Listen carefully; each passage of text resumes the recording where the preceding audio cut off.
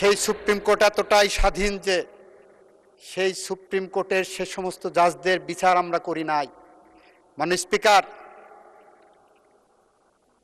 এই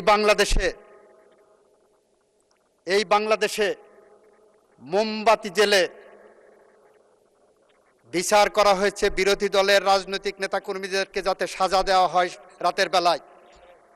ডকেট নিয়ে যে একদিনে 10টা 12টা 15টা সাক্ষীর এক্সামিনেশন নিয়েছেন রাত 12টা পর্যন্ত।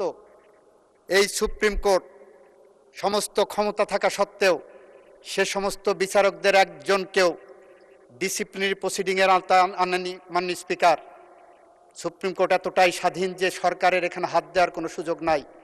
মাননীয় স্পিকার, মাননীয় সংসদ সদস্য প্রশ্ন তুলেছেন, এই আইনের পক্ষে অবস্থান নেওয়ার জন্য কয়েকজন জজের বিরুদ্ধে শোকজ নোটিশ ইস্যু করা হয়েছে। হয় আমার মাননীয় বন্ধুরা শোকজ নোটিশটি পড়েননি, অথবা তারা মিসগাইডেড অ্যান্ড মিসইনফর্মড হয়েছেন। মাননীয় স্পিকার, জাজেস কোড অফ কন্ডাক্টে আছে কোনো বিচারক থাকা অবস্থায় কোচিং সেন্টারের সাথে সম্পৃক্ত হতে পারবে না। বিচারকরা কেউ কোচিং সেন্টারে ক্লাস নেওয়ার জন্য অ্যাডভার্টাইজমেন্ট দিচ্ছেন, সেই বিষয়টি আমরা নোটিশে এসেছে। আমরা তাদেরকে নোটিশ দিয়েছি যে এইরকম মিসকন্ডাক্ট তোমাদের দ্বারা হচ্ছে। কোনো বিচারক ফেসবুকে কনস্টিটিউশনাল লয়ের এক্সপার্ট হচ্ছে। বাংলাদেশে গার্মেন্ট সেক্টর রপ্তানি বাণিজ্যে সবচেয়ে ভালো কাজ করে, আর একটা সেক্টর জন্ম হচ্ছে, সেটা হলো সংবিধান বিশেষজ্ঞ। মাননীয় স্পিকার, পৃথিবীর যে কোনো দেশে বাংলাদেশ থেকে সংবিধান বিশেষজ্ঞ এখানে রপ্তানি করা যাবে।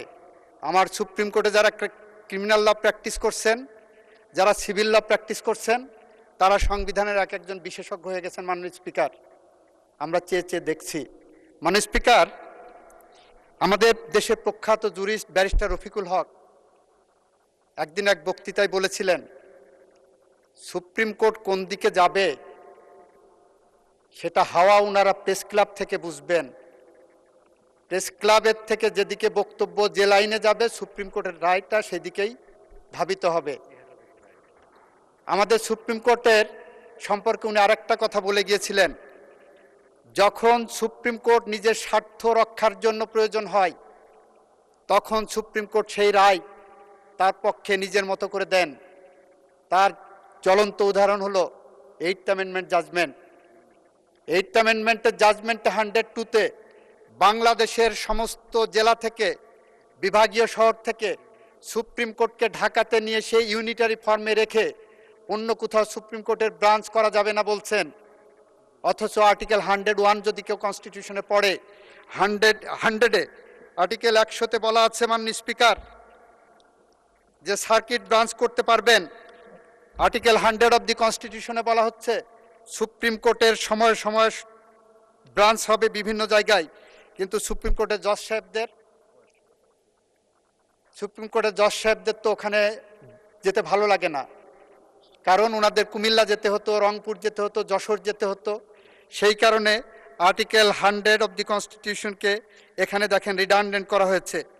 বলা হচ্ছে 100-এ রাজধানীতে সুপ্রিম কোর্টের স্থায়ী আসন থাকিবে, তবে রাষ্ট্রপতির অনুমোদন লইয়া প্রধান বিচারপতি সময়ে অন্য যে স্থানসমূহ নির্ধারণ করিবেন, সেই স্থানসমূহে হাইকোর্টের বিভাগ অধিবেশন অনুষ্ঠিত হইতে পারিবে। এই আর্টিকেল 100-এর পথে প্রধান অন্তরায় হয়ে দাঁড়িয়েছেন এখন।